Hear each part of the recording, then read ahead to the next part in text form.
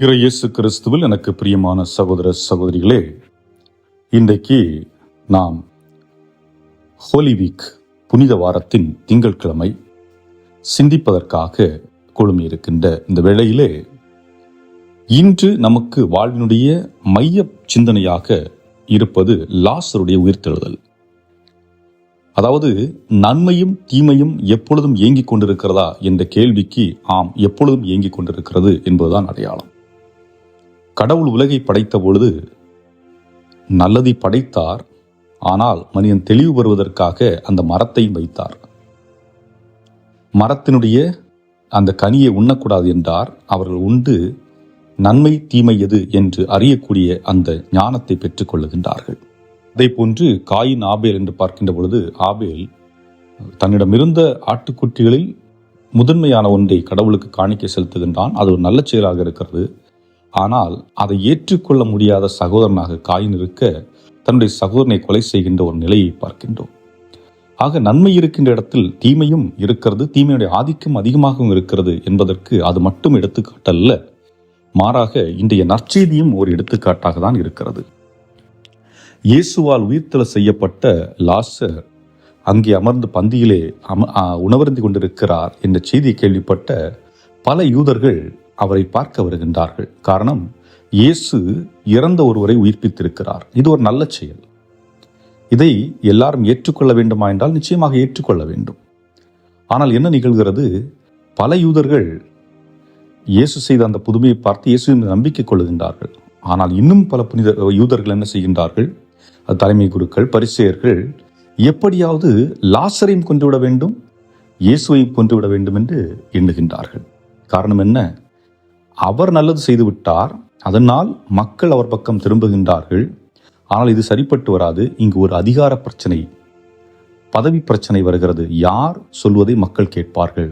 நாங்கள் அதிகாரத்தில் இருக்கின்றோம், நாங்கள் தான் எப்பொழுதும் இவர்களுக்குரியவர்கள் என்று தங்களை நிலைநிறுத்த இந்த மறைநூலறிஞரும் பரிசேயரும் முற்படுகின்றார்கள். இதை நிலைநாட்டுவதற்கு அவர்களுக்கு அந்த சாட்சியத்தை அளிக்க வேண்டும். அது யாரு? லாசர். இயேசு உயிர்த்தெழச் செய்த அந்த லாசரை நாம் கொன்றுவிட்டால் மக்கள் இதை மறந்து விடுவார்கள் என்று எண்ணுகின்றார்கள்.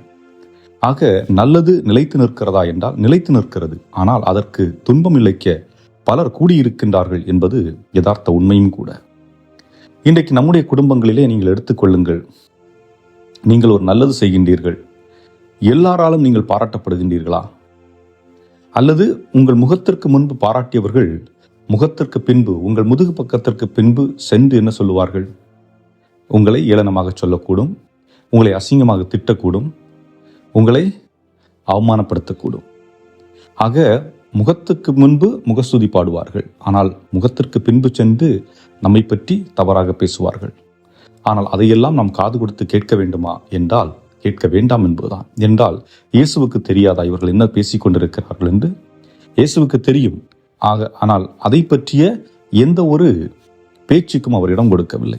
அவர் தன்னுடைய பணியை திறம்பட பொறுமையோடு நிதானத்தோடு கையாண்டு கொண்டிருக்கின்றார்.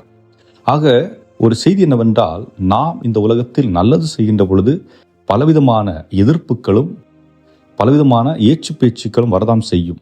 அதை கண்டு நாம் மனம் விட்டுவிடக்கூடாது, துவண்டு போய்விடக்கூடாது, துணிந்து நிற்க வேண்டும் என்பதுதான். ஆகவே அன்புக்குரியவர்களே, நம்முடைய வாழ்வில் நாம் சிந்தித்து பார்ப்போம். நாம் நல்லது செய்கின்றவர்களை பாராட்டுகின்றோமா?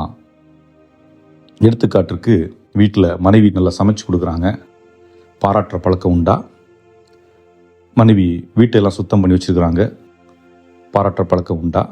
கணவன் வேலைக்கு போய்விட்டு வந்து குடும்பத்திற்கு தேவையானவற்றையெல்லாம் வாங்கி கொடுக்கிறார், பிள்ளைகளை கவனிக்கிறார், மனைவிக்கு தேவையானவற்றை வாங்கி கொடுக்கிறார். அவர் பாராட்டப்படுகின்றாரா? ஏற்றுக்கொள்ளப்படுகின்றாரா? அல்லது செய்யாத ஒன்றுக்கு விமர்சிக்கப்படுகின்றாரா? இப்போ ஒரு 10 நல்ல காரியங்கள் செஞ்சுருப்பாங்க, ஏதாவது ஒன்று ஒரு தவறு செஞ்சுருக்கலாம். ஆனால் எப்பொழுதும் அந்த 10 நல்ல காரியங்கள் பேசப்படுகிறதா? அல்லது அந்த ஒரு சிறு தவறு மட்டும் பேசப்பட்டு இன்று பல குடும்பங்கள் சிதைவுற்று கொண்டிருக்கிறதா? இதெல்லாம் நாம் சிந்திக்க வேண்டும். காரணம், மனிதர்களாகிய நாம் தான் பல நேரங்களிலே மிகப்பெரிய தவறுகளை செய்து கொண்டிருக்கின்றோம். பறவைகள், மிருகங்கள் அவைகளை விட்டுவிடுங்கள். ஆனால் மனிதர்களாகி நாம் சுயநலத்திற்கு முக்கியத்துவம் கொடுத்தவர்களாக, நானென்ற அகந்தைக்கு முக்கியத்துவம் கொடுத்தவர்களாக, தன்னிலை இழந்து நம்மோடு இருக்கின்றவர்களை வெறுக்கின்ற சூழலிலே தள்ளப்படுகின்றோம். ஆக இதை உணர்ந்து நாம் வெளிவருவதற்கு ஆண்டவரிடத்திலே அவருடைய வரத்தை வேண்டுவோம். அதுவும் குறிப்பாக இந்த புனித வாரத்திலே இறைவன் நம் ஒவ்வொருவருக்கும் நல்லதை மட்டுமே பேசவும், நல்லதை மட்டும் சிந்திக்கவும், நல்லதை பாராட்டவும், நல்லதற்கு முக்கியத்துவம் கொடுக்க வேண்டிய அருளையும் ஆற்றலையும் நமக்கு தர இறைவன் ஜெபிப்போம்.